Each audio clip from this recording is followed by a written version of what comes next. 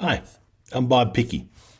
I'm the chairman of the Hound Club's recently formed fly fishing club. Last year at the annual meeting, I made a presentation and proposed to the membership that we consider starting a fly fishing club and really improve the fishing program here at Hound Ears. I invited all members to contact me and let me know if you thought this was something that we should pursue. Many members reached out to me, and the enthusiasm and support was wildly favorable.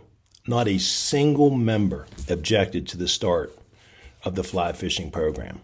So I petitioned the club board to form a committee to implement and manage that program. The board voted unanimously to charter the fly fishing committee. My committee consists of Alan Story, who's our management interface, Bradley Pete, Harold Muse, Kim Blake, Richard Morrow, and me, Bob Picchi. We developed a plan, a capital budget, and an annual O&M budget to manage the fishery. We spoke to Ken Hodges, who's the stream biologist for North Carolina Fish and Wildlife for Region 7. That's our region. And to many other fishing clubs in the high country to understand best practices, things to avoid, and to benchmark the fees that they charge. Based upon all of this information, we developed a plan and a budget. We presented our budget to the full board. It was voted on and accepted unanimously. Russ Curtis put the monies into the 2021 budget, and that was presented to the Finance Committee. The club budget was approved and presented to the full board, and again, unanimously approved. It's now mid-April, and we are launching the Fly Fishing Club program. To implement the program, we've created parking spots for golf carts. In the case of River Beats 1 and 2, car parking spots. We've created access trails to get to the river, and we've stocked the river and implemented a feeding program to ensure a healthy fishery.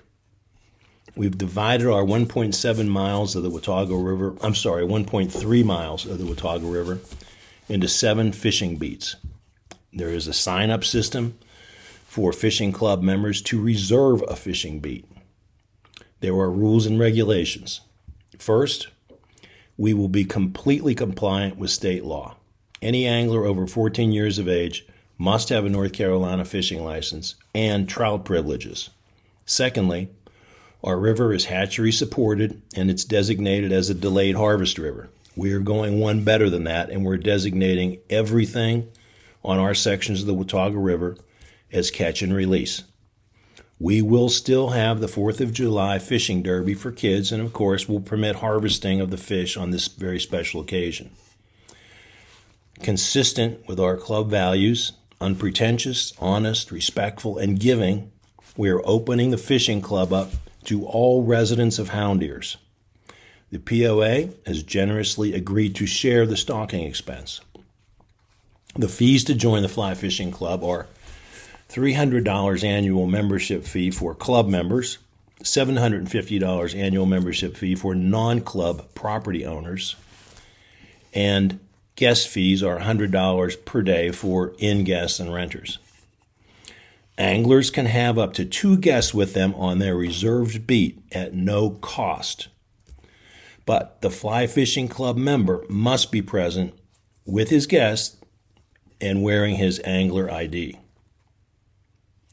Now, there have been many questions that have been asked about the program in advance of it rolling out, and I am going to try and address 3 or 4 of the most common ones.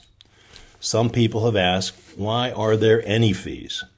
I used to fish in this river for nothing last year. Well, we spent $67,000 in capital to implement the program. Our annual O&M costs are estimated to be about $30,000. The Finance Committee policy is that a club amenity that is enjoyed by only a few members should probably be supported by those few who use it, not by the general membership.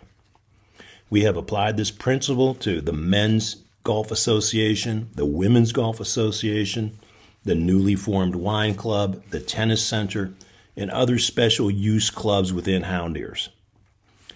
I have spoken to our president about this, and we generally think that if we had, say, 300 members in the angling club, we would probably drop the club member fees and let everyone fish and raise the dues of everyone $75 or $100, whatever the math works out to be. Finally, we benchmark our fees with other clubs in the region. The highest was a $2,000 annual fee. The lowest was $750 annually. These fees are fair and reasonable for the type of amenity we are presenting. Another question people have asked is, why is the non-club member fee more than the club member fee? Well, the club has $22 million in assets that were paid for only by the members. Additionally, we're acquiring the land for Beats 1 and 2 for several $million. The members alone will pay for these assets. It seems completely fair and equitable to have a different fee structure since no capital contribution has been made by non-club members toward the $22 million of property, plant, and equipment. The Director of Golf, Peter Rucker, has very generously agreed to allow us to create parking spots for anglers' golf carts at strategic locations on the property. As you all know, golfers pay an annual $600 trail fee to use these paths. This is, again, another user-based fee. So it's completely fair and, frankly, extremely generous to open up this asset to non-club members to drive their carts on. This is all part of our values of being generous and giving. Another question that's been raised is, will the fishing club reduce other uses of the river? No. You can use the river exactly as you always have used it for any purpose except fishing. Kids want to splash in the river.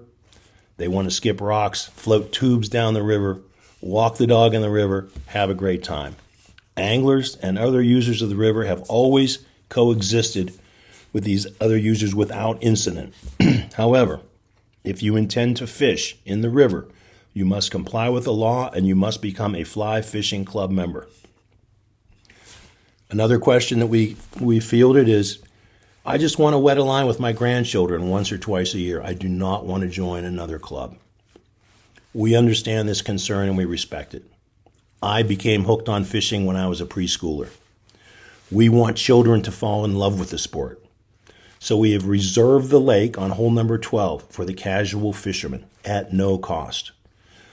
You can use live bait, you can spin cast, have a great time. If you want to fish the river, you may purchase a guest pass. I highly recommend you hire one of our approved guides so that the kids learn how to handle netting a trout safely and carefully and handling the trout in a way that safely returns that fish to the river. And they become good stewards of our fishery. I want to tell you that we will probably refine and modify our program after this inaugural year. We need to see how things evolve. We need to understand what the demand is. I'm asking you to please be patient with us. Give us a year. I'm sure that we'll be making changes and improvements. Another question that's come up is, I used to fish for free. Now I have to join a club. Where's the value in that? Well, if you're a fisherman, you know our river has not been a good fishery for some time. When North Carolina stopped stocking our river some 8 to 10 years ago, the fishing gradually degraded. Only with proper management and stewardship can we restore it to the world-class fishery that it should be. You may have fished it last year for free, but you were most likely not catching many fish. We intend to take a poor to middling amenity and make it world-class. That was my proposal last year at the annual meeting. The membership embraced it and applauded it. We are going forward with this Anglers Club. If you want to fly fish for free, you should go directly downstream of Beach 7. That is wide open. It is not Houndier's property. You may go to Valley Cruces Park, where there is really terrific access and very good fishing. You will probably be shoulder to shoulder with many other anglers. That is exactly what we intend to avoid with this fly fishing club.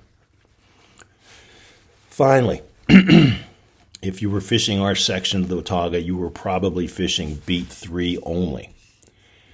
Only through this program with the golf course have we been able to create parking areas and access to the river for Beats 4, 5, 6, and 7.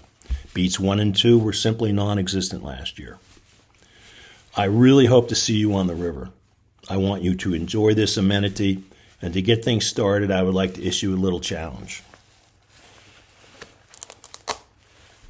For the first fly fishing club member who can identify this pattern, I will put a half dozen of these in your mailbox. This has been a very productive pattern for me at various times of the year. So email me what you think this is at rhpicchi@gmail.com. And the first one who gets the correct answer of that pattern, there will be a half a dozen in your mailbox. I hope you enjoy this amenity. I hope you give us an opportunity to prove what a great program it can be. Tight lines and stay safe.